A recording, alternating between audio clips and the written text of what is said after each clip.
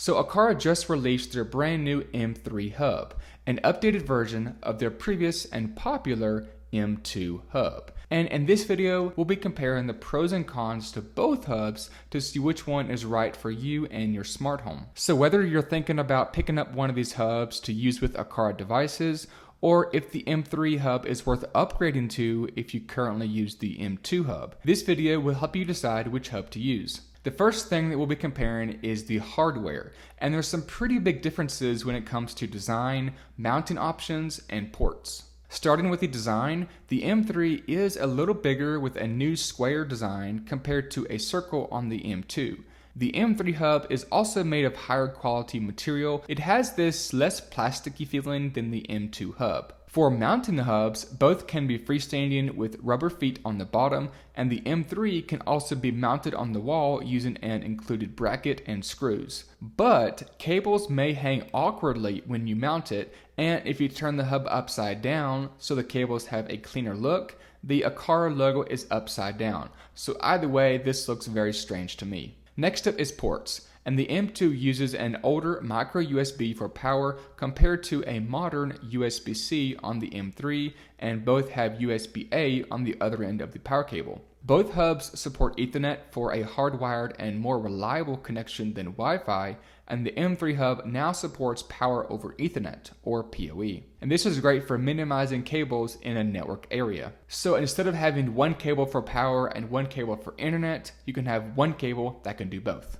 Though a PoE network switch is required in order to use the Power over Ethernet. Both hubs also support Wi-Fi if you don't want to use Ethernet. So when it comes to design, mounting options, and ports, the M3 is a bit more powerful. When it comes to devices that you can use with either hub, this is where the M3 really shines. Both the M2 and M3 support about the same number of devices, but they support different types of devices. And this is a key difference to know in figuring out what devices you can and cannot use with each hub. Both hubs support Zigbee, so you're able to use any of Aqara's Zigbee devices with either hub, and Aqara has a lot of them. This includes devices like their contact and motion sensors, smart switches, controllers like their wireless mini switch, and more.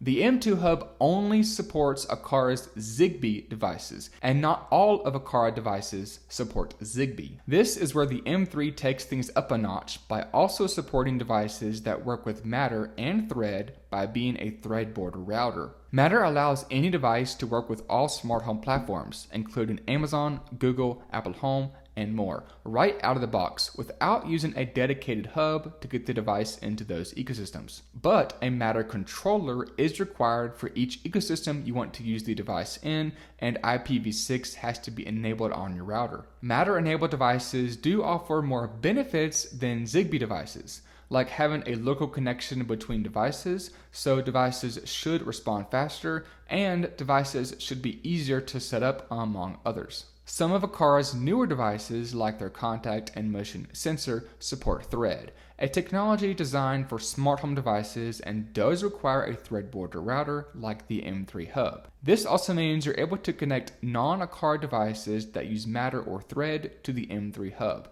without requiring additional bridges. This includes devices like a Philips Hue light without needing the Hue bridge or a Google thermostat, which is really cool.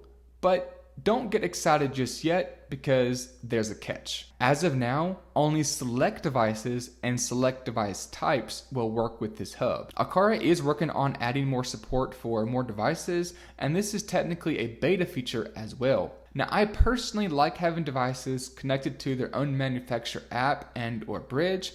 I find it to be easier to manage and to set up everything, but that's just me. Any device that supports Matter and or Thread cannot be paired to the M2 Hub, since the M2 Hub does not support Matter for pairing devices. These devices can only be paired to the M3 Hub. Now, technically, most Aqara devices work with all smart home platforms when paired to the M2 Hub without using Matter technology. The M2 Hub can, however, expose Zigbee devices to third-party Matter apps over Wi-Fi through a software update of the hub, which is also still in beta. Though I would not recommend enabling this feature if you already have devices connected in multiple ecosystems, since this can often break things and oftentimes requires you to reset all your devices. So with this being said, a quick and easy way to remember what devices work with what hub is to look at the packaging or description online of their product. Zigbee means it works with both hubs, and Matter or Thread means it only works with the M3 hub. Another difference to note is the process of adding child devices to each Aqara hub and then adding those child devices to other ecosystems like Apple Home, because the process is different for each hub. Now keep in mind that the Aqara app is required to add any child device to any ecosystem, as the child devices themselves do not natively work with Apple Home or any other smart home platform, and Aqara hub is required and allows those devices to work with each ecosystem. For Zigbee devices, the process is the same for both hubs. Just open the Aqara app and choose Add Accessory, then choose the hub you want to pair the device to, then put the device in pair mode and it'll connect. Super simple. Connecting Zigbee devices is very easy and makes it easy to add more devices over time. For child devices connected to the M2 hub and for adding to Apple Home, you'll just use the Aqara app to add the hub to Apple Home by scanning the HomeKit QR code on the bottom of the hub. All of the child devices connected to the hub will automatically sync to Apple Home and will automatically be added to the Home app as you add more devices from the Aqara app. To connect to Amazon and Google, you'll use the Aqara skill from Amazon and the action from Google and link your Aqara account by signing in. And again, all your child devices will automatically sync to each ecosystem, and new devices will automatically be added to each ecosystem as you add more devices to the hub. This makes it super duper easy to have all the devices working in all ecosystems quickly. But what's not super duper easy and does take a long time is getting the M3 hub and all their child devices connected to any smart home ecosystem. So for Zigbee devices, if you just want to use the hub and the child devices in Apple Home only and not other ecosystems like Amazon, Google, or SmartThings, then in the Aqara app, you'll choose the HomeKit option, then choose Connect and add the hub from here. All your child devices will again automatically sync to Apple Home, and new devices will auto-add as you add more devices to the hub. And in the Home app, both hubs have all 4 security modes exposed. To connect to another smart home ecosystem, or if you don't want to use it in Apple Home, say you only want to use it in Google or Amazon, you'll choose the Exposed to Matter option.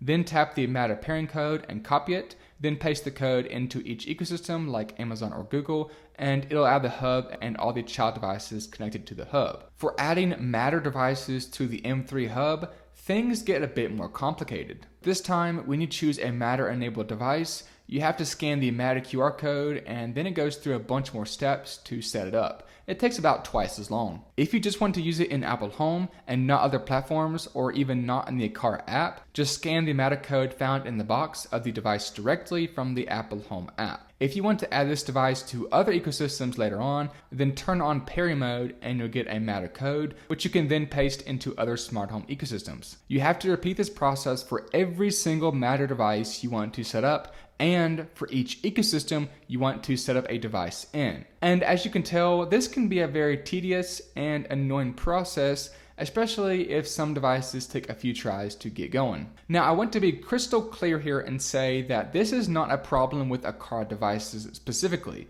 This is a problem with how Matter technology works. You will have to do this process for any device that supports Matter, regardless of the brand. If you want to use a device in the Aqara app, and it's already paired to an ecosystem like Apple Home, you will have to reset the device and set it up in all ecosystems again. Now, if you already have the M2 hub with devices set up and automations, and you're thinking about upgrading to the M3 hub, well, you can easily migrate all your Zigbee child devices and automations paired to the M2 hub over to the M3 hub. Any Zigbee child devices paired and automations set up in the Aqara app will sync over seamlessly, as well as devices and automations set up in the Google and Amazon ecosystem since they are cloud-based. Any devices and automations set up in Apple Home will unfortunately need to be reconfigured since device data and automations are stored locally on your HomeKit hub and not stored in the cloud.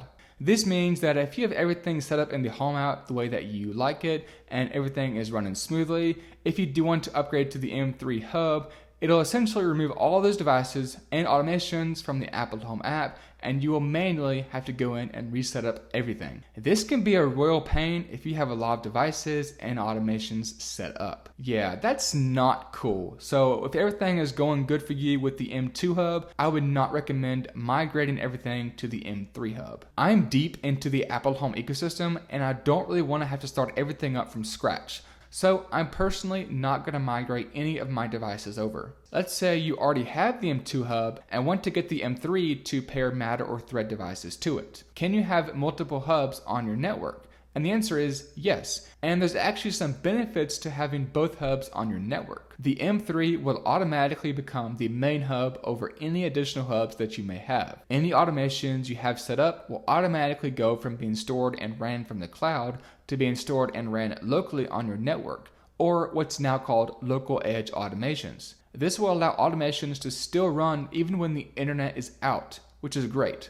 Though if the internet is out but the power is still on, a lot of smart home devices can still be controlled manually, but it could be helpful to you if you're not able to control your devices manually. Speaking of automations, both hubs will allow you to run automations within the Aqara Home app and in other smart home platforms, and this is where you can really have all your Aqara devices work for you. For example, some automations I use are being alerted if the door is left open for 5 minutes, using the Aqara door and window sensor, having a light turn on when motion is detected using the Aqara motion sensor, having the hub play an alarm on the built-in speaker on both hubs, or a custom message if a door has been opened while the system is in away mode. Though I will say the M3 Hub with 95 decibels is significantly louder than the M2. It's definitely more alarming and will get somebody's attention more than the volume of the M2 Hub. And automatically controlling IR devices like certain TVs and AC units using the built-in IR blaster on both hubs. And the M3 Hub can actually take things a bit further and can integrate certain AC units into Matter, which is cool. Now, I've made many videos on fun automations you can create with Aqara devices, and I'll leave those linked down in the description below right next to that like button. The next factor to compare between both hubs is the price of each hub and their child devices. The M3 retails for $130, about twice as much as the M2 Hub at $60, and both are available globally. Aqara's Zigbee child devices are all pretty inexpensive, so it's very easy to add more over time. But Aqara's Matter-enabled devices, or any device that supports Matter, are more expensive, oftentimes about double the price and oftentimes larger in size compared to non-Matter devices. So with everything being said, should you get the Aqara M3 Hub for your smart home? And if you already have the M2, should you upgrade to the Aqara M3 Hub? Well, I think there's pros and cons to both hubs, and each have different use cases for different smart homes. If you're new to Aqara and want to start getting some Aqara devices and starting to build up your own smart home, then first ask yourself, what devices do you want to use and what ecosystem do you want to use them in, as that will determine which hub is right for you. If you only want to use Aqara's Zigbee devices in all ecosystems, or maybe just one or two, then from a reliability and ease of use standpoint, I would personally recommend the Aqara M2 Hub. The M2 Hub does about 95% of what the M3 Hub can do at only half the cost. But if you want to use a Matter or Thread device with an Aqara Hub and in automations in the Aqara app, then the Aqara M3 Hub is right for you. It does support more devices, but they do cost more than Zigbee devices, and the setup process to get everything connected in all ecosystems, or just one or two,